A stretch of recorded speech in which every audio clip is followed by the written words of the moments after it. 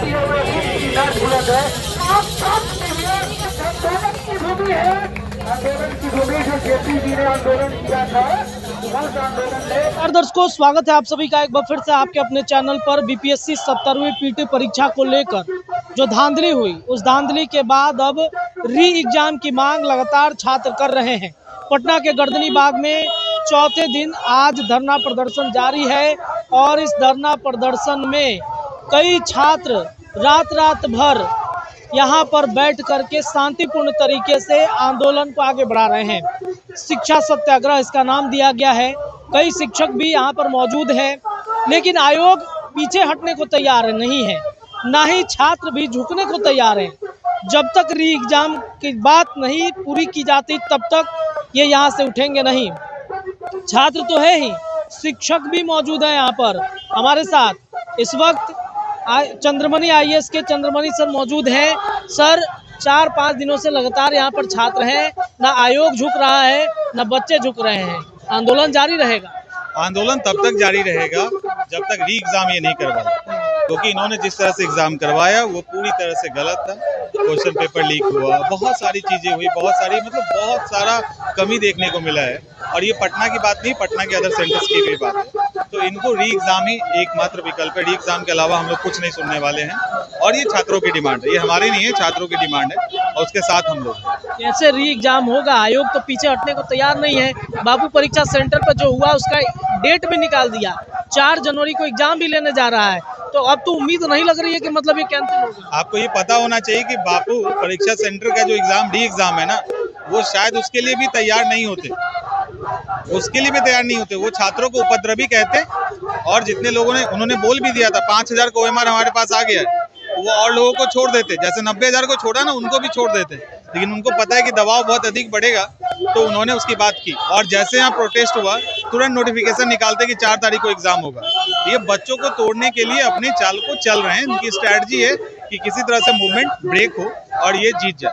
अच्छा, एक सवाल है सर, पिछले 2 दिन से लगातार ये वायरल हो रहा है कि कई जो कोचिंग संस्थान है उनके टेस्ट सीरीज से क्वेश्चन पेपर मैच कर गया है। तो क्या है सच में माफियाओं की ये चाल है बच्चों को डैमेज करने का? देखिए, अगर इसमें थोड़ी भी सच्चाई है, क्योंकि अभी जो चीजें आ रही है ना, सोशल मीडिया पे आ रहा है, इतना एडिट होता है, इतना AI का यूज हो रहा है कि अब कुछ कहना बड़ा मुश्किल है। लेकिन अगर कुछ ऐसा है तो इसकी जांच होनी चाहिए और जो भी उनको सजा मिलना चाहिए, और पूरा सपोर्ट में है। अगर ऐसा कुछ हुआ है तो ये बहुत ही निंदनीय है। लेकिन जब तक ये प्रूफ नहीं होगा तब तक ये कहना कि यही हुआ है, ये अभी कहना मुश्किल है। सवाल को लेकर के भी काफी छात्र नाराज हैं कि सिविल सर्विस में इतना सवाल आसान कैसे पूछा जा सकता है। जो अभी स्ट्राइक में है उसका एग्जाम है 4 को, और वो हंगर स्ट्राइक पे, आमरण अनशन पे। अच्छा, वो कह रहा है कि ऐसा कोई भी UPSC और BPSC लेवल का किताब नहीं था, PYQ नहीं था जो हम करके नहीं गए। हम सब कुछ करके गए। और क्वेश्चन क्या पूछा?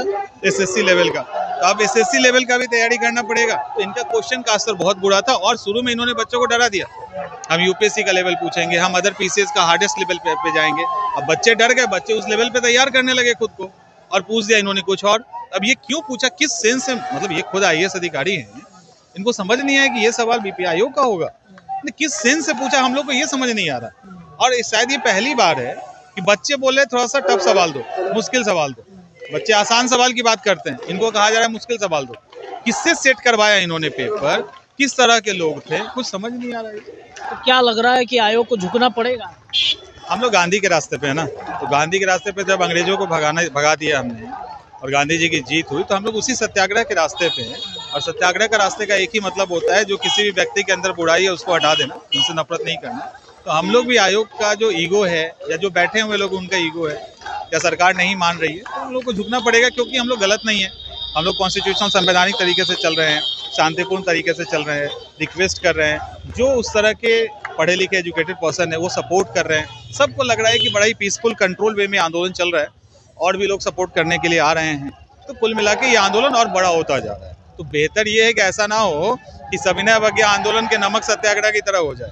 नमक सत्याग्रह में अंग्रेजों को ये लगा अरे नमक से आंदोलन स्टार्ट होगा, तो शुरू में उनको समझ नहीं आया, बाद में इतना बड़ा आंदोलन हो गया कि बुरी तरह से उनकी बेइज्जती हुई। तो आयोग भी कहीं सविनय अवज्ञा आंदोलन के चपेटे में ना आ जाए, और आयोग और सरकार दोनों की किरकिरी होगी। तो सरकार से हमको मैंने उन्हीं से निवेदन, आयोग से तो कोई मतलब ही नहीं है। आयोग से हमको कोई मतलब नहीं, कोई मतलब नहीं, कोई उम्मीद मतलब नहीं है आयोग से तो कोई उम्मीद ही नहीं सरकार है से और ही कभी नहीं उम्मीद रहा। सरकार से ही उम्मीद सरकार से उम्मीद है कि वो अपना डिसीजन दे, आयोग को समझाए और री एग्जाम की तरफ लेके जाए। चलिए देखिए, तो आयोग से उम्मीद नहीं है, सरकार से उम्मीद है। और सर कह रहे हैं कि ये आंदोलन जारी रहेगा तब तक जब तक आयोग झुक नहीं जाता है। आपको क्या लगता है? छात्र भूखे प्यासे यहाँ पर 4 दिनों से अपने घर परिवार को छोड़ करके बैठे हुए हैं, तो क्या लगता है आयोग के बारे में क्या कहना चाहेंगे, सरकार के बारे में क्या कहना चाहेंगे? अपनी राय कमेंट में आप रख सकते हैं। चैनल को सब्सक्राइब भी जरूर कीजिएगा। बहुत बहुत धन्यवाद।